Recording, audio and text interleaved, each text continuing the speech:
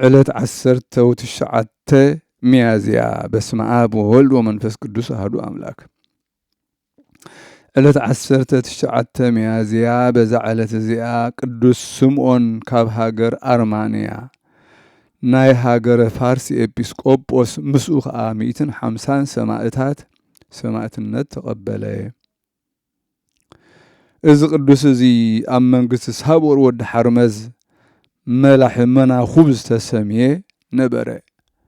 ንሱ እዚ ሳቦር ንኻልእ ንጉስ ምሰሰነፎ የአስሮሞ መናኹቡ የውፅኦ ይመልሖ ነበረ።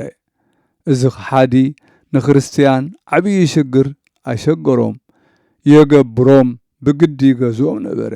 ቅዱስ ስምዖን ከዓ ከም ዝብል መልእኽቲ ለኣኸሉ ምስጋና ንዑ ይኹን ጎይታና ኢየሱስ ክርስቶስ እቶም ብደሙ ዝዓደጎም ካብ ባርነት ሰባት ድሒኖም እዮም። ባሮት ጎይታና ኢየሱስ ክርስቶስ ኮይኖም እዮም። ምስጋና ንዑ ይኹን። ባርነት ኣይግብኦምን እዩ። ካብቲ ኣብ ልዕሊኦም ዝተሰርዐ ሕጊ ንላዕሊ ክግብሩን ክኸፍሉን ኣይግብኦምን እዩ። እንታይ ደኣ ምእንቲ ትደሙ ምእንታኦም ዝኸዓወ ክርስቶስ ምስጋና ንዑ ይኹን። ሞት እዮም ዝሓርዩ ሕጊ ንዝጠሓሱ ሕጊ ንዘይብሎም ካሓርቲ ኣይእዘዙን እዮም በሎ። ሳቦር ነዛ ናይ ኣቦ መልእኽቲ ምስ ኣነበባ ኣጸቢቑ ተቆጥዐ። ብክልተ ሰንሰለት ሓፂን ገይሩ ኣሲሩ ናብኡ ምፅኦ። ኣብ ቤት ማእሰርቲ ከዓ ዳጎኖ። እዚ ቅዱስ ስምዖን ኣብቲ ቤት ማእሰርቲ ምስ ኣተወ ሃይማኖቶም ክሒዶም ፀሓይ ዘምለኹ ብዙሓት ሰባት ረኸበ። ንሳቶም ብዛዕባ ካልእ ግብሪ ዝተኣስሩ ነበሩ።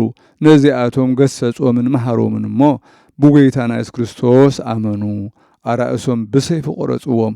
ኣክሊል ሰማዕትነት ከዓ ተቐበሉ። ድሕሪ እዚ ትገዛኢ ነዚ ቅዱስ ናብ ንጉስ ኣብፅሖ።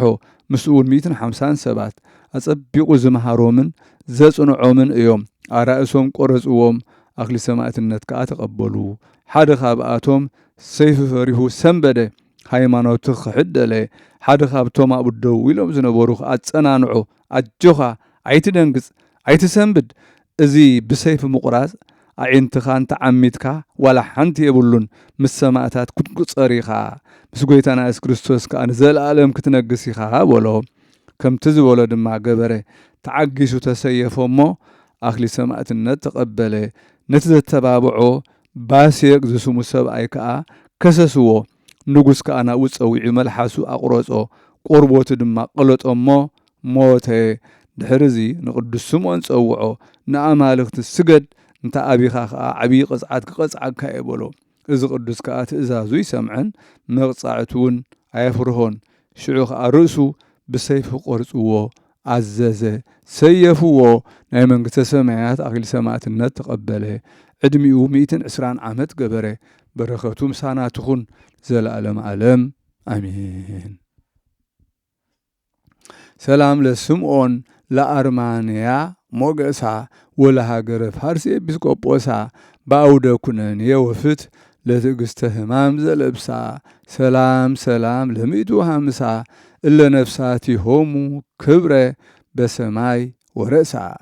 ሰላም ንስምዖን ንአርማንያ ግርማኣ ሞገሳ ንሃገር ፋርስውን ኤጲስቆጶሳ ኣብ ዓውዲ ስቃይን ፍትሕን ንትዕግስቲ ሕማም ዝለበሳ ሰላም ሰላም ንሓደ 100 ምስ ሓምሳ ነፍሳቶም ክብሪ ኣብ ሰማይ ዝወረሳ።